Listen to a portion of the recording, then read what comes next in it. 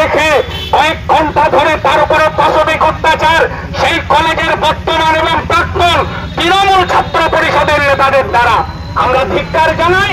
রাজ্যের পুলিশ প্রশাসন 3 বছর থেকে 80 বছরের বৃদ্ধা কেউ আজকে আমাদের রাজ্যে নিরাপদ নয়, যে কেউ অত্যাচারিত হতে পারে।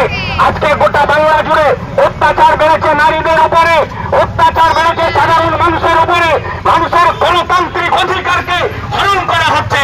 তার জন্য আমাদের গোটা রাজ্য জুড়ে আজকের এই বিক্ষোভ মিছিল খুব অল্প সময়ের জন্য প্রতীকী অবরোধ হবে।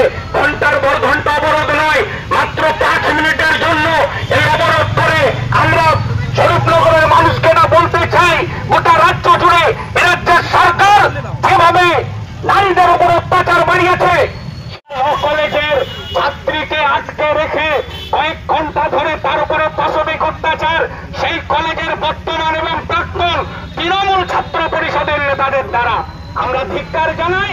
রাজ্যের পুলিশ প্রশাসন 3 বছর থেকে 80 বছরের বৃদ্ধা কেউ আজকে আমাদের রাজ্যে নিরাপদ নয়, যে কেউ অত্যাচারিত হতে পারে। আজকে গোটা বাংলা জুড়ে অত্যাচার বেড়েছে নারীদের উপরে, অত্যাচার বেড়েছে সাধারণ মানুষের উপরে, মানুষের গণতান্ত্রিক অধিকারকে হরণ করা হচ্ছে। তার জন্য আমাদের গোটা রাজ্য জুড়ে আজকের এই বিক্ষোভ মিছিল খুব অল্প সময়ের জন্য